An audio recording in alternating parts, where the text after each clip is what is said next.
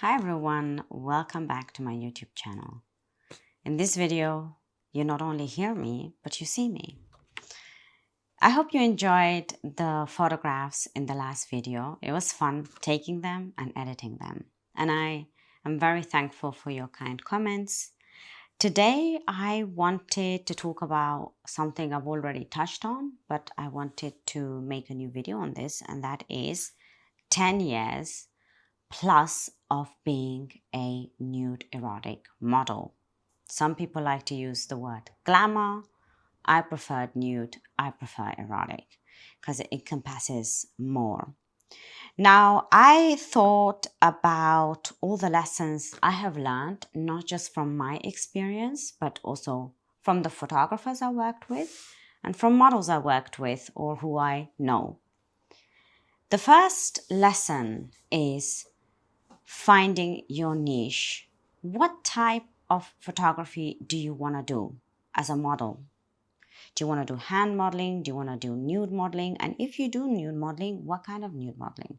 Because nude encompasses a lot of things. And for me specifically, it was on boudoir nude photography. Most of my photos are indoors in a boudoir setting and BDSM modeling, which mostly includes video work, but with some explicit posing. And one of my niche is offering open legs as part of the standard fee, which many models don't. There is a lingerie fee, there is a implied nudity fee, and then there is full nudity but without open legs. Depends on what you are comfortable with doing. I have no hesitations there. For me, I don't see the difference personally between my lower and upper region. They're just beautiful and I have to show them. So that's what I want to say is find out what you love doing, what kind of posing you love doing, what level, and start out there. And maybe your niche changes. Maybe you want to do something different. But for example, there are nude models who only do shibari. I've seen that. It's something I'm not comfortable doing, but I've seen other models do it. Second lesson is communication. Now, when I started out, and I think I've touched on this before, one thing I've learned is to communicate clearly. What are my boundaries? What am I doing? What am I comfortable doing? What are the fees? What happens after the shoot with the photo, etc., etc. Now, why do you need to do this? First of all, in order for there to be no misunderstandings. And second of all, to protect yourself so you know about your own rights, also in terms of the photos. Let's say you signed a contract, you took the photos, and you didn't read what was in the contract, or the photographer didn't communicate and you didn't ask either, and the photos are now on, for example, a platform where the photographer can make money or vice versa. That needs to be taken care of. You have to think of every single scenario in your communication and be respectful in that communication, have a positive intent, at the same time be firm with what you want. Point number 3, and I talked with David about this, is, our line of work as glamour, nude, erotic model is often with being in front of a lens where the photographer is male. Now, a lot of the times I had good experiences, so I think in that sense I was lucky. But there are many who approach us, but they're not serious photographers. Maybe they're not even photographers. They just want to see a naked woman and they get turned on by it. And that is one way of getting it without going to a service and paying for it. This is something I don't offer, and neither do I feel comfortable, and neither do I accept this. If you want to have that experience, go for it, but not for me. Now, I will give you an example, and that was one of the rudest and unprofessional example I had ever come across. So I had a request from a photographer. He wanted to do more than open legs. He wanted to do, for example, very explicit shoots with him included in the photographs. And I said, you know what, I don't do this with photographers, only with companies. So he said, okay, no problem. We did the shoot, nude shoot, everything was fine. He sent me the photos and then he says he wants to shoot with me again.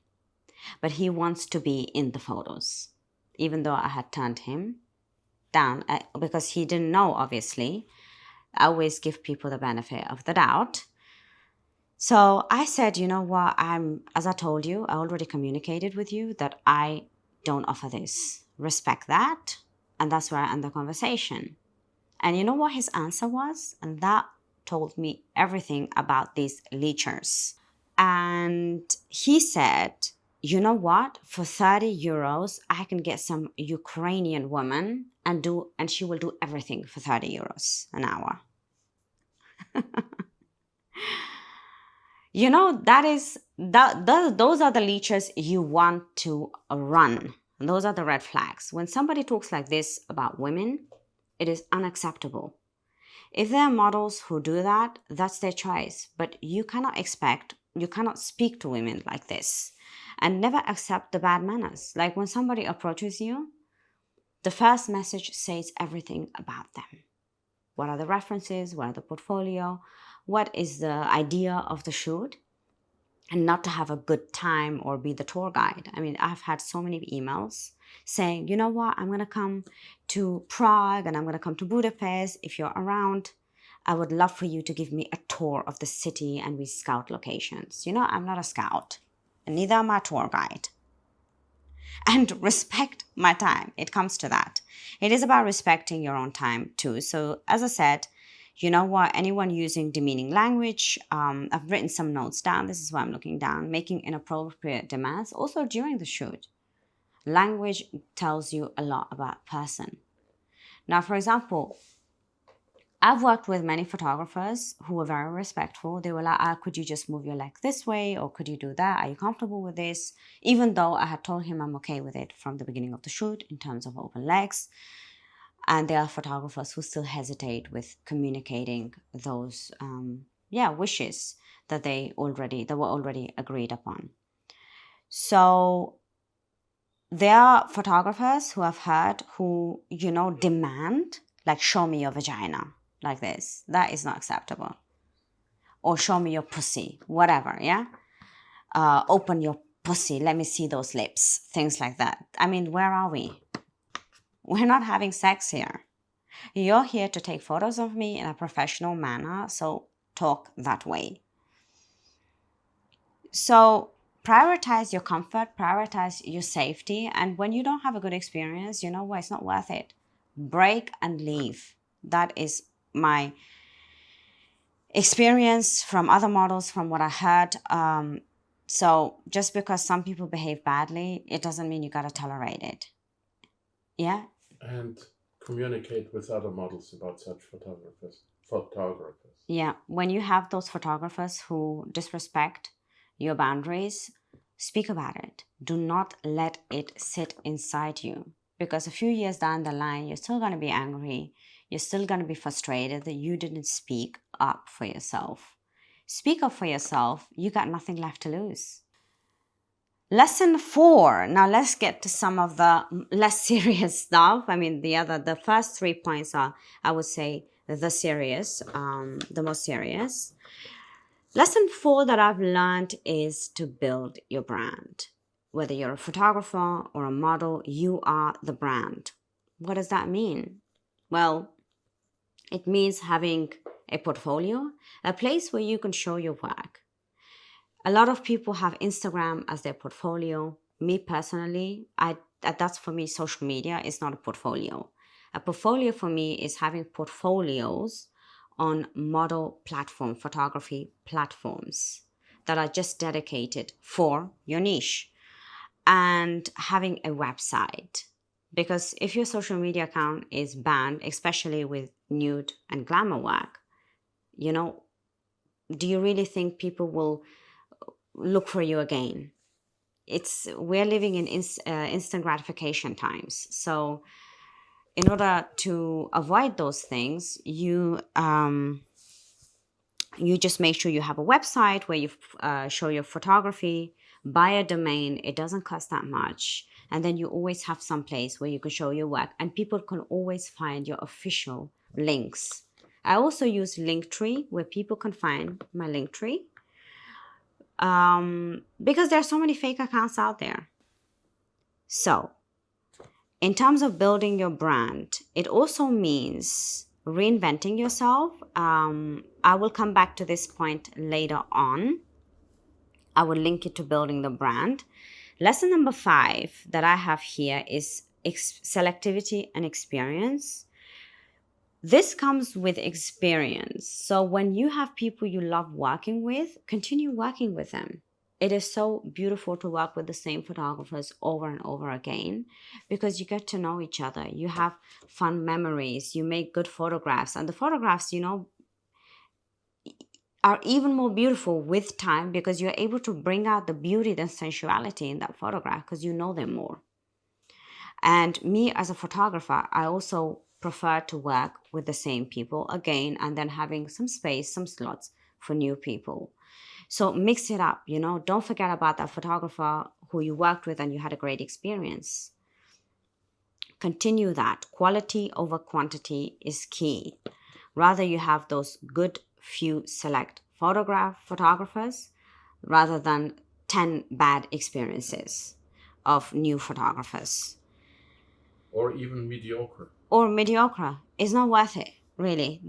Do this when you have more experience, where you can choose then, and you have built your brand and a name. So, what did I want to say? Where is it? Yeah, regarding building the brand. Sorry, I forgot to add one thing, is when you start out modeling, if you want, you can choose to use your legal name, or you come up with a modeling name. Think about that in the future, and maybe you don't want to have certain discussions, or you want to protect your identity, or you just want to have a totally different name that fits the brand or the niche. Then work on that. Having funny names, like I don't know, sunflower, or those weird names. Just come up with a name that fits you as the model. Look for other models. Look at the models in the 90s. Their names, they're their real names, but it matches perfectly with the personalities of those models. So think about that. If you're going to build a brand, think about a name that is authentic, that is true to who you are and to how you look, in terms of hair color, eye color, skin color, etc. So that was already 5 lessons we've had, or I've learned from. Number 6 is credit properly. I've seen this so many times and it gets on my nerves. It gets on my nerves whether it's models who do this or photographers who do this. Now, I understand when for example, I don't credit certain photographers because they don't want me to credit them. They don't want to be mentioned anywhere. So I don't credit them. The same for the models who maybe don't want to be credited because, for whatever reason, they don't want their name on the photographs or any link to their social media accounts, etc. But when you do have models and photographers following each other and occasionally tagging each other, but consistently not tagging each other, and on those platforms too, it's not a good look. It's really not a good look. I think it's just a matter of respect to show appreciation when when you have the permission to tag them and credit them, and ask them, how do you want to be credited? Should I credit you with a link of an Instagram or Facebook or your website? What do you prefer? And the same applies for the model. Ask that question. And that comes back to clear communication. In your initial communication, bring up that point. What happens after the photo shoot has ended? Respect goes both ways. Never forget that. 7. Now, one thing I've learned over the years is investing in good makeup. So many times I bought, mediocre makeup, and it actually caused more skin problems. And you can see that in photos. Buy good quality makeup, and it doesn't have to be 10 different types of blushes and bronzers. Buy one good premium brand that works well for your skin. Buy one good blusher and make it your signature look. I've seen models who have the same makeup in every single shoot.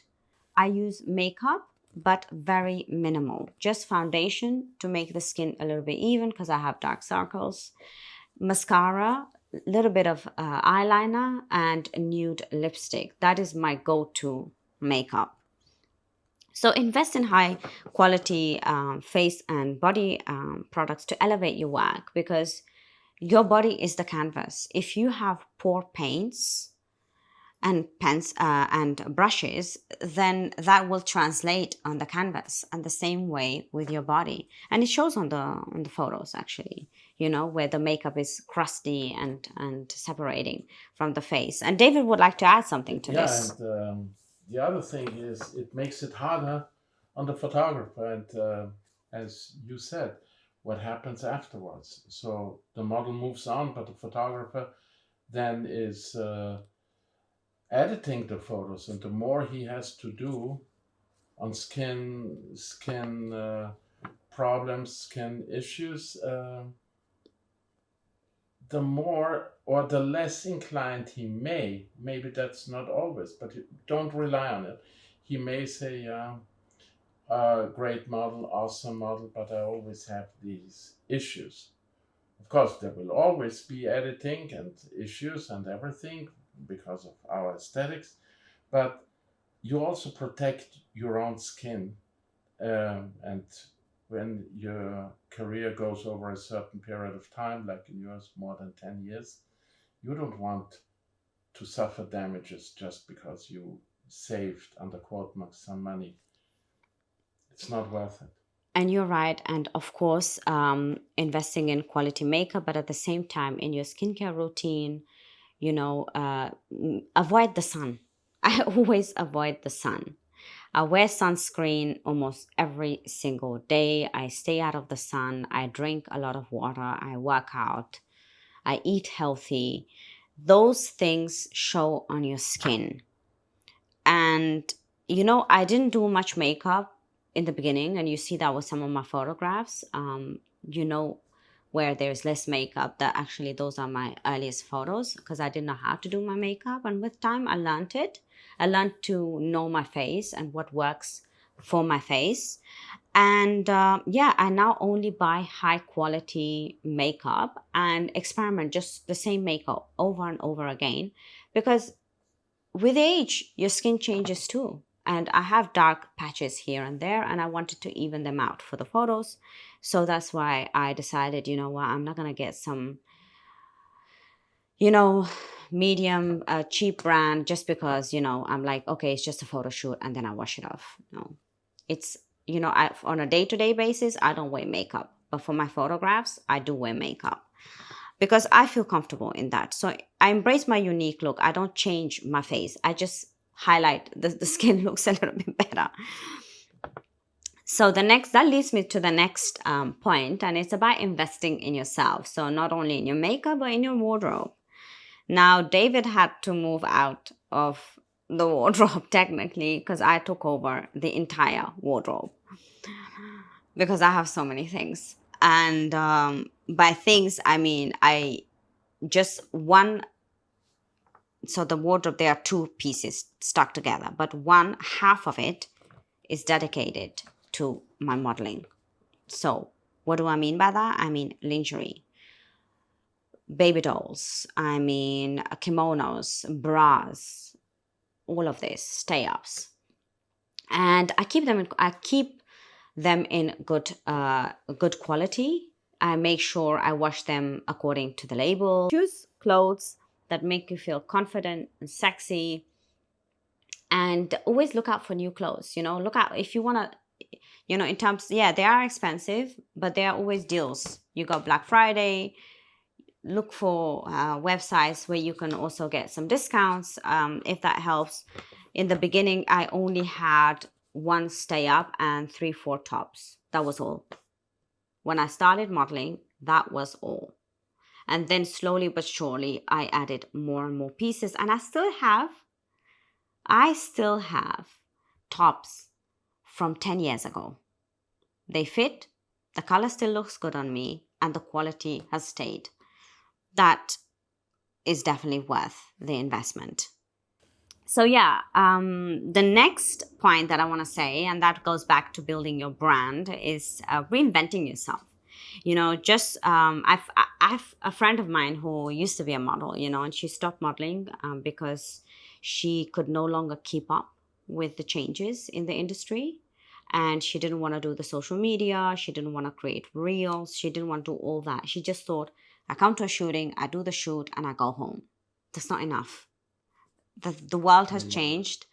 You have to do way more for the same amount that you would make. You have to do, and actually less than what you would make back in the days. It was pay wise, it was better, but for less of that, you have to do triple the amount of work. So what does that mean? That means you gotta do that posting, you gotta do that communication, you gotta continue working on your portfolio, you gotta work on your health and your mental health and your posing. Things change, you change as a person, and that is something to always keep in mind. And does it mean you have to stay uh, relevant? Yes, it does. Because if you don't stay relevant, you know what? It's over. Just because you've done modeling and you were great at it doesn't mean tomorrow is going to be the same. This is why it's important to also have something else on the side. And by that, I mean, selling your content. If you want to sell feed photos or you have your OnlyFans account, do that, because that way you're even more independent and not just relying on the tour. And I think, for David and I, it was easier because we started with content creation in 2015, 2016. And by content creation, I also mean custom made content. We started We were one of the first. we were one of the first to start with this. And then the bulk of the work was actually the model shoots. Now, the online, the custom is way higher. And I still do the model shoots by touring, going to certain cities for a week and shooting every single day. But things have changed. And if you don't feel good about making content and being online and talking with your fans, then you know what? You're not going to go far. You really are not going to go far. Magazines, in that sense, do not exist anymore. You are a magazine. You have to see yourself as a magazine, and you need to have new issues. That's how I would say it. And a new story. Last but not least, and I know this is a long video, is appreciate your fans. And I have seen so many beautiful photographs on social media in particular, and mostly from models, I have to say, and some photographers who have a lot of followers, but even models who have less followers. I see them posting photos and they don't even take the time to like a comment. Forget about answering the comment. They don't even take the time to like it. I just feel like, you built your brand, you did the communication, you have everything under your umbrella. And the one thing that you don't do is the people who love your work, showing them appreciation. That means, do you have to answer everybody instantly? No, it doesn't mean that, but it means at least occasionally to thank your fans, and not just as a side comment in a video, hey, by the way, thank you for following me. I mean, consistent show of appreciation, engaging with your audience. And that's what I do. And you've seen that on my Instagram, for example. When you look in the comment section, I try to like every single comment when it's a good comment. And I try to answer as many as I can. I read the comments and I go through the messages too. Not through everything, but occasionally I have days where I just scroll through all the messages. And it doesn't matter how many followers you have, never take them for granted. And especially when you have a content site. Your fans are buying your content. And your fans shouldn't only have access to you through the DMs. By just a small comment in under a photograph, that's also nice to have. You make somebody's day. And the same for the photographers. Like when a photographer posts a photo that you worked with that photographer, he would appreciate it, of course, when you write a comment under his photographs, even if the photo is not of you, because he's doing that consistently. This is something I've seen a lot. And just never forget that, no matter how many followers you have. I have a lot of followers. For me, it's just a number. If I had in the beginning of my modeling career, I had 100 followers. And I was so happy with 100 followers. I knew a lot of those followers. And years later, they found me again. And then they were like, oh, by the way, remember we were writing on Twitter. And they subscribed to my fan sites. So those moments leave an impact on people. Conclusion, what do I want you to take away from this video? I want you to take away the fact that modeling or being a photographer is about reinventing yourself. It is not just about creating and being confident and professional. It is literally about being true to yourself while at the same time questioning yourself, seeking out new ways to do things, improving your style of communication. Just, we're not perfect. Sometimes maybe we were too harsh with our words or not clear enough. And learn from that. Really learn from that. And if you need help, if you've written an email to a photographer or you want to write an email, put it in ChatGPT and see, how else you can improve it. If you cannot think for yourself, do it. And improve that, because it will help you in your private life too, in your relationship with your friends. Your uniqueness is your superpower. And find things that work for you. You don't have to follow all the trends, but follow the ones that are relevant to your niche. These are 10 years of lessons. The 10 commandments from me. And it took me a long time to really work on these things. And I'm still working on them and still, reinventing myself and focusing more and more on other niches that is relevant to my work. On that note, you know what? Enjoy the process. Take it easy. I know this is probably one of those motivational speeches, a TED Talk, as you may call it.